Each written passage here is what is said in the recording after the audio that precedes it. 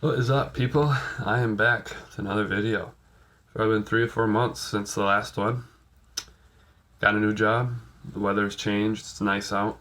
It's hard to sit at the desk and paint when the weather's good. It only comes for a few months every year. So I've been doing that. Um, yeah, just living life. But anyway, um, update wise, I picked up a box of Victrix French from my local store. That's kind of cool to actually shop in a brick and mortar and buy the hobby stuff that I use. It's nice to not have to order it from an online distributor. Um, support those local stores. Um, but yeah, so I picked up the box. I started assembling them. Then I got too tempted and painted up two skirmish units. These are French, obviously. um, Light infantry. Put them on I made a base, skirmish base. So they're mounted on 1 inch metal washers. And then of course they can pop out, but just kind of a test piece. I've never actually made it a movable tray for them. I think they're just called movement trays, but no magnets. They stick in there nicely and come out with a little bit of pressure. So for now they're all right. Maybe with more use I'll add some magnets, but just some test figures. I don't have a static grass applicator, but I found that it worked pretty well actually. This is my first time. I think this is three grass I picked up, but with a large amount of glue and some small tweezers, I was able to uh, finally stand them up straight enough where it looks realistic to me.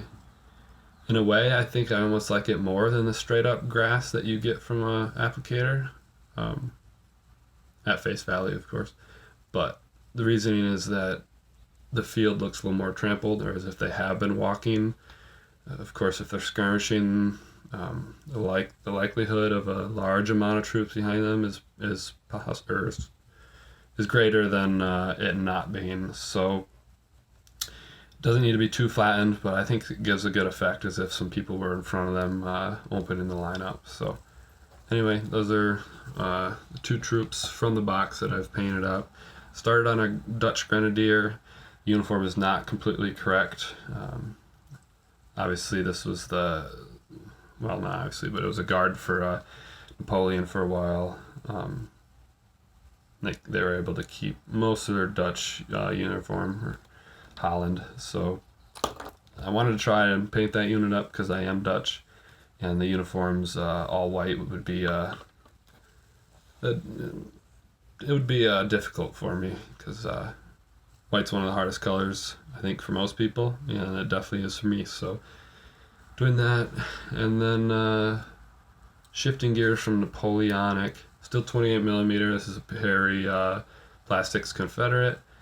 I've had a box around of them for probably a year now, and I have 4 or 5 of them painted, but I've never really put the effort into painting the whole unit. So the other day I allotted some time and time myself with how long it would take to actually paint up a soldier. It's about 40 minutes, I want to say, with few interruptions, but the quality is there enough for me to be satisfied. So now I just have to do the math and figure out how I want to do it. I do want to shift gears and say, well, I want to give a shout out to a channel, General Cody HD. His channel is historical gaming, primarily Second World War and the American Civil War. He does, the game is called War of Rights, the American Civil War, and that's the one I watch while I paint. He does live streams, and he's got a big following, 24,000 subscribers, but he's really good at interacting and actually talking with them. And I was tuned into one of his live streams, and I just said, "Hey, this is what I do," and he actually checked out the channel, and he posted a link in his chat, and I got a few subscribers because of it. So I just want to go ahead and say thank you, Cody. By the time this video is being posted, it'll be your birthday, actually. I think you said 19, so of course, happy birthday. Hope you're enjoying that. I think I heard you're from Texas. I'm still a new viewer, but I think you're from the South, so hopefully you have good weather. I'm sure you do. I'm up here in Michigan, so it's spotty as hell. But yeah, so he bumped me up. He gave me the shout out, and I think I probably got 5 or more subscribers from it. I got interrupted there for a second. I was kind of wrapping up anyway, but big thanks to General Cody HD. It's good to be back posting videos, and hopefully I'll be able to put some more out.